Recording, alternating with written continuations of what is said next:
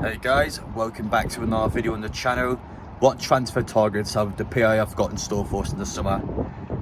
Now, there are a couple of players that Newcastle are categorically trying to get in the summer, 100%, no doubt about it.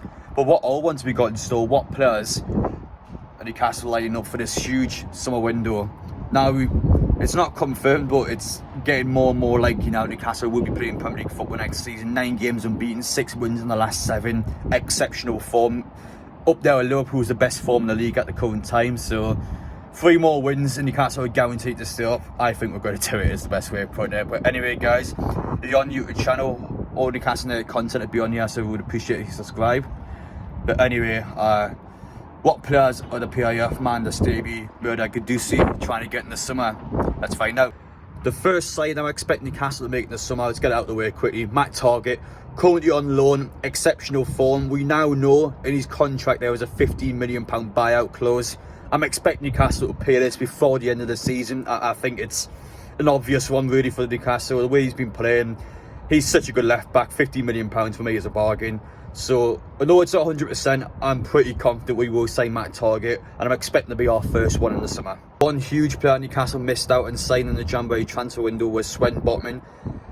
We know because of the Athletic interview from Amanda Stevie that he wanted to join Newcastle United in that window, as well as Jesse Lingard. We're getting him shortly. I'm 100% expect us to go back in form for the summer. I don't know if we're going to sign him. I'm confident we can do it. The problem with him at Christmas time is that the league on sales want to keep him to the end of the season. They've still got a lot of important games to play, and there wasn't enough time to get this sort of things done. I think in the summer of three or so months, I think we've got a lot more time to settle down, pick out the right targets. Sven Botman, though, he wanted to join the club, and as well as this, Mirga Dudusi follows 33 people on Instagram. One player that doesn't play for Newcastle, only one football player that doesn't play for him that he follows, and it's Sven Botman. So listen, I'm not leaking anything that is public information. Yes, I do think he'll be talking in the DMs, you could say, but no, we know he wants to join the football club. He's someone that is better than what we got. I like Fabian Shaw quite a bit, but I think if one of him or Dan Burn gets injured, we are screwed. So we need a third player in there. A bit like the midfield, for example. We got Bruno in that midfield now. So even though when Joe Layton's back, they'll probably drop Bruno again. But we've got 3 class midfielders, and then we've got a 4th one to bring in, which is I kind of want the centre halves. I kind of want 2 good centre halves and a 3rd one to bring in, which we haven't got. We haven't got a backup centre half if Dan Burn and Fabian Shaw gets injured. So for me, Sven Botman is a must buy. I think we can do it. There's a lot of stuff already done behind the scenes. It's just obviously agreeing with the football club. So hopefully that gets done this summer. But I 100% think we will go back in for Sven Botman. The second player that wanted to join Newcastle in the January transfer window was Jesse Lingard. I think he's a bit harder to bring in because he is going to leave on a free in the summer. We know this now. He's not happy at Manchester United. He wants out. He wanted out in that January transfer window. The club said no. Bear in mind, we were willing to pay Manchester United money to have him on loan, and they still said no. It was just ludicrous. Honestly, he's getting held by the shackles, that club. He's going to be a lot harder though, because he has a choice to go elsewhere now. We're not a European side. We're not a side he could say are challenging for trophies at the minute. I think we will in a few years' time, but not at the minute. He's a player that's getting a bit older. The likes of Kieran Trippier, I think, could convince him over. However, West Ham, you've got to remember, also wants him. He's played for West Ham before. West Ham at the minute, you would say, have a better team on paper. However, again, that could change any time. It'll be harder. I think we should still go in for him. I think we will still go in for him. It's just, I think there will be competition for Jesse Lingard. Well, more competition than there is for Sven Botman even, so he'll be harder. I think we're still going for him. However, I'm not too confident in signing him personally. An interesting article I saw today actually is that Sean Longstaff is going to get a new long-term contract at Newcastle.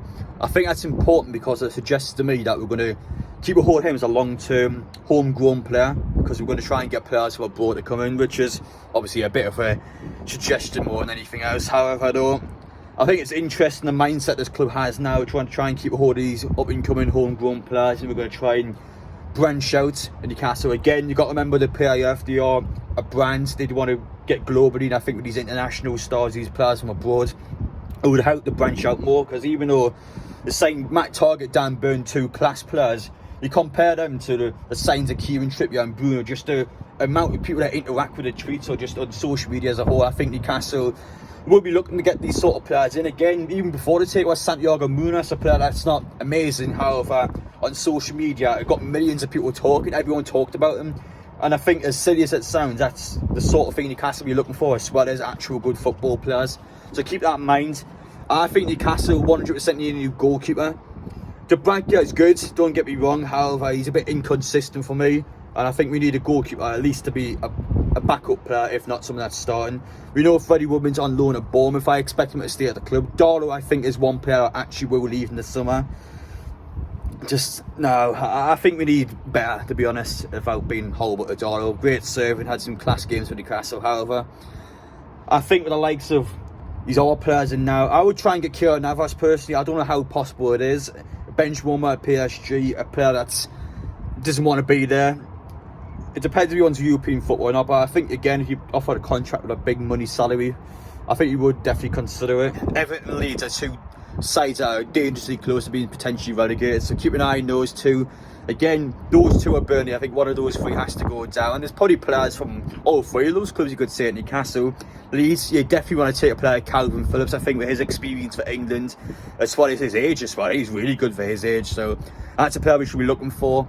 Everton, Dominic Calvert-Lewin's been injured pretty much the full season. Again, he's a top level striker. With Callum Wilson's injury issues, you kind of need someone else in there that's back for Chris Wood, because one striker is not enough. We tried to sign Hugo Nketiah at Christmas time, it didn't happen. We need a second striker, there's no doubt about it. Chris Wood got off the mark against Southampton, hopefully he can continue, but again, we need more than one striker. It's that simple. Callum Wilson is a top level striker, I would still keep him. However, we know he's going to get injured, it's inevitable at this point, so we need someone else in there. Dominic Calvert-Lewin is the sort of player that could do that, but listen, there's all sorts of players you can get at the minute. Burnley, if they get relegated, I think Tarkowski will be a decent shout. He shouldn't be too expensive, and he's alright. I think he's decent having around the squad. I know with the likes of Lascelles, someone has to give, someone has to either go, someone has to come in. But I think Tarkowski will be alright to have around the squad. But yeah, keep an eye on which team gets relegated from the Premier League. That'll be quite important for Newcastle's transfer business in the summer. An article the Chronicle put out earlier today is potential dream signings Newcastle who sign in the summer. The likes of Harry Kane and Thomas Muller popping up in there. Now, it sounds stupid saying it now. It sounds impossible to get these sort of players in, but if you told me in November time that we would sign Kieran Trippier, I would just call you a liar. Like, these signs are possible, as crazy as it sounds. It has to take a lot of things for them to convince these sort of players to come over. However, though, these dream signs you might see posted on social media or the internet, don't write them off. That's the best way of putting it. Kane, I think, is a bit over the top. I think he will leave Tottenham at the end of the season. He has to move elsewhere. He wants to win silverware, and admittedly, it's not going to happen in Newcastle at this current time. But again, I think these sort of players will want to be looking elsewhere. A huge thing you got to watch out for as well is contracts.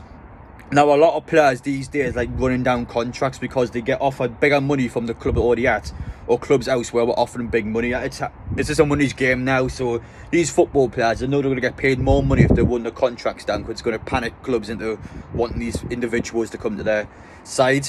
So keep an eye on that again. I think a lot of players in the summer will be going on frees. Kylian Mbappe's a big one.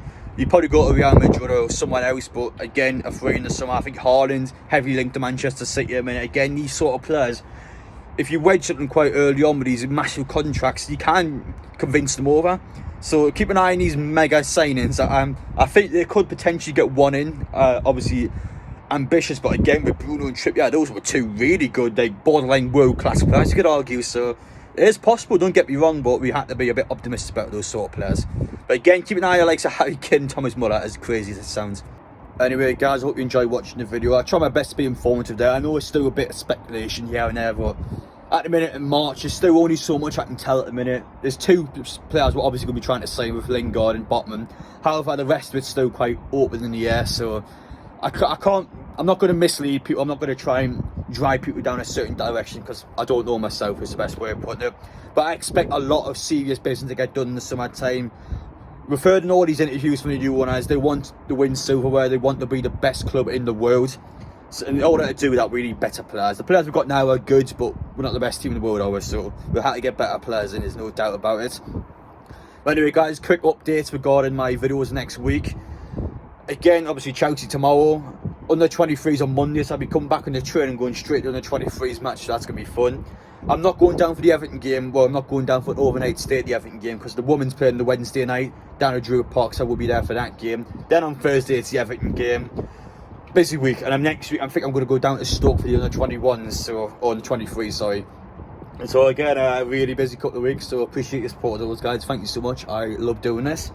But anyway, again, biggest cricket ground in England, yeah, so really nice view, but appreciate your support, guys. Thank you so much. Let me know your thoughts down below, and I'll see you on the next one.